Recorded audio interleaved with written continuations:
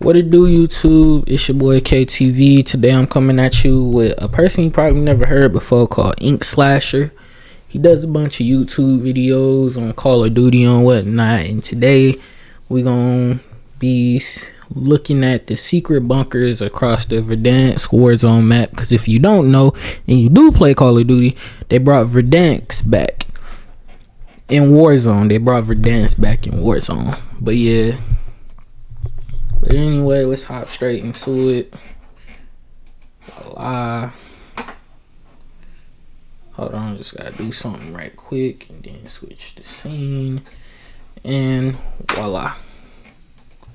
Most of them have already returned, but in a very different way. So re-released yesterday, there were two things that I wanted to learn about. Number one, the story. What is exactly going on with the story of Verdanks? Because the last thing that we saw with this map is it got completely exploded.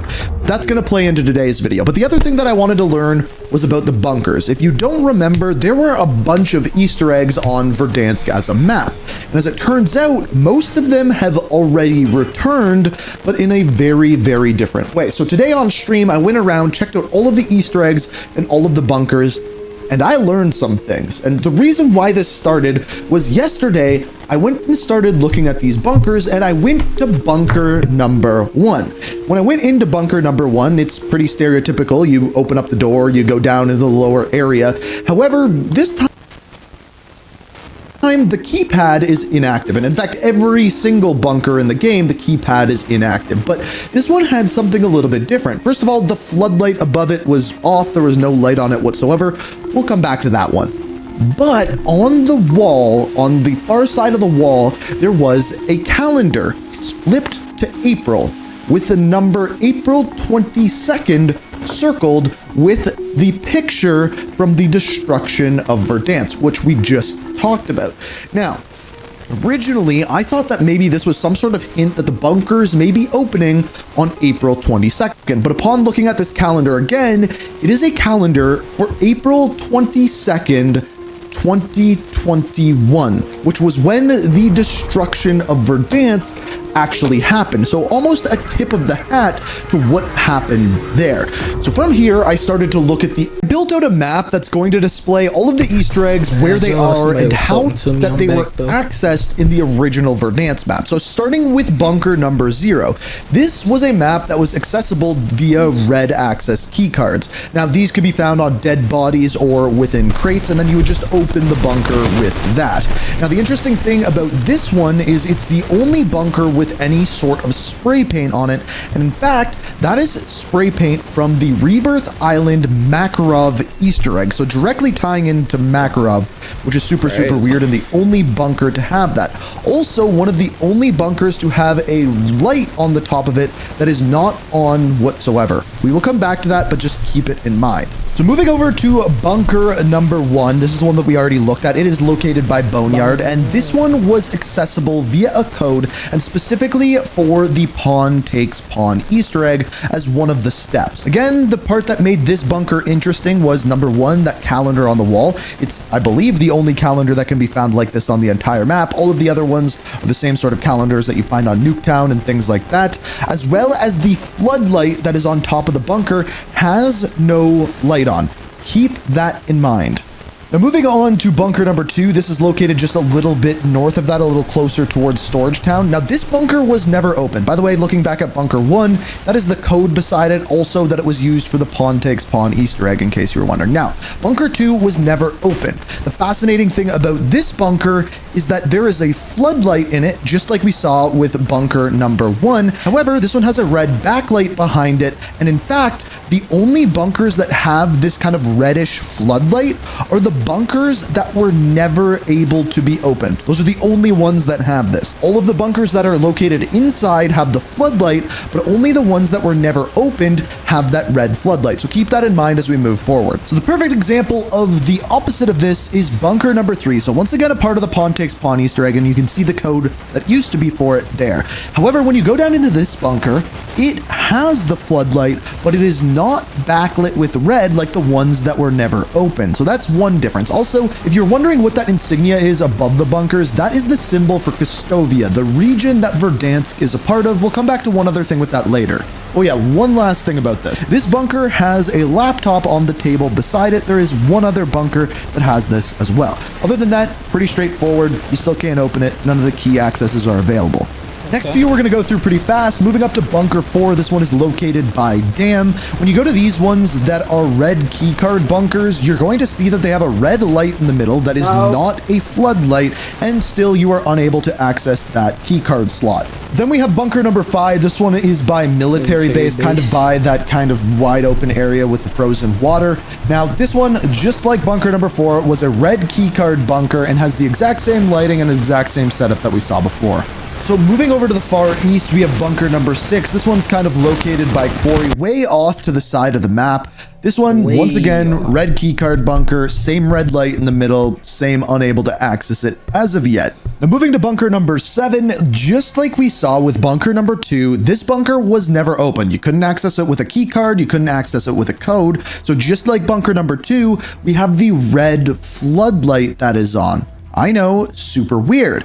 What gets even weirder is the only other bunker that we could never open was bunker number 8, which is located right beside bunker number 7. And once again, this is the only other bunker to have this red floodlight. It is only the ones that were never accessible whatsoever. So moving over to bunker number 9, which is by prison, this one was another red keycard bunker.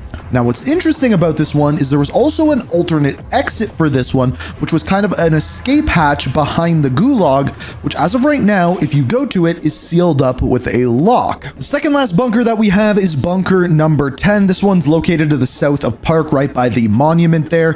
When you go in this one, it was a big bunker, a big part of the Pawn Takes Pawn Easter egg, once again having a code.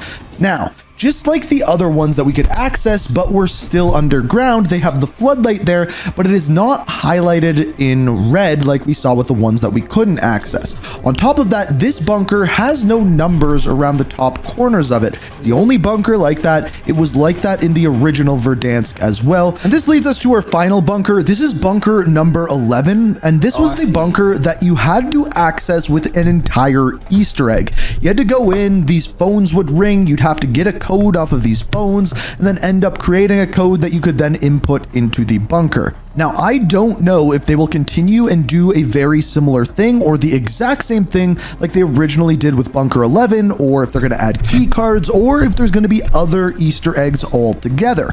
Speaking of which, the bunkers... Sorry for the weird pause, but they probably just going to add another Easter egg anyway. Anyway, let's hop back into it. Codes on this map. So the other parts of Pawn Takes Pawn's Easter egg is, first of all, there were 2 shacks. The first one was by TV station. This one was a bit bigger of a thing, and it was kind of like an Alcatala planning station, if you will. These have button pads that you can interact with, but it says that they are offline. And this one has 2 button pads, one on each side. Again, on the map here, I am including the old codes, but if they come back, they might have a new code. But there was one other shack by prison, which is essentially the same thing. But what's interesting about this is when you get close to this shack, you can actually hear that there are chests inside. So these may actually be opening up sooner than later. We'll get to that in a minute though. We also have the room in the middle of Lumberyard. This is kind of in one of the main farmhouses. This also had a code that went with it as well.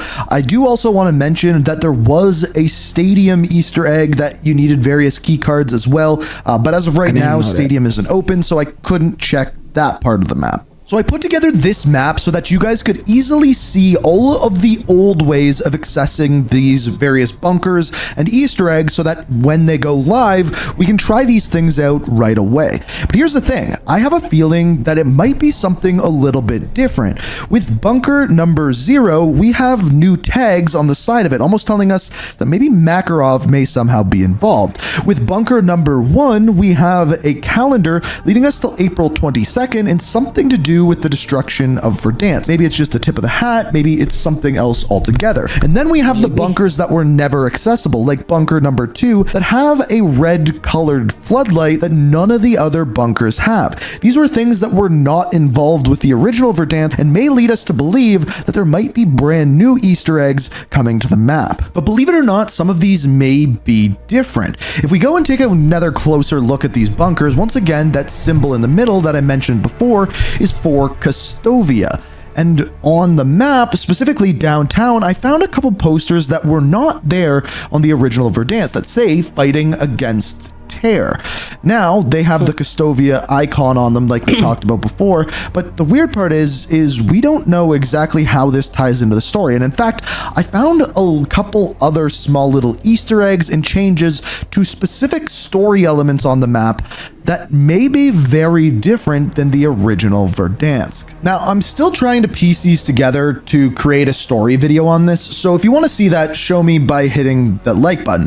But the reason why I bring it up is because when they first revealed Verdanks, they showed a little snippet with some redacted parts that told us that there was going to be intel and secrets, specifically regarding bunkers, that was going to be making their way into the map. Now, I'm guessing it'll be coming starting at Season 3 Reloaded, so I wanted to make this to kind of have a baseline of the bunker Easter eggs and what we have at launch, so we can know what we can use moving forward for the bunker Easter eggs, for any other type of story, and things along those lines. But again, I found some secrets revolved around the story which are completely different than the original Verdanks. So if you want to see that, make sure you're subscribed, have notifications on, hit that like button, and as always, thank you so much for watching, and until next time, peace. Alright, everyone, let's go wrap it up for this video. If you enjoyed, like, comment, subscribe. I know my voice is very low, at low energy right now, but I'm still recording. So it's been your boy. I'm gonna post this on my other channel, which is K as a Goat, because I also do reactions on that channel, but I also do gameplays as well and stream sometimes. But anyways, been your boy KTV /K as a Goat /K whatever, and I'm out of here. Peace.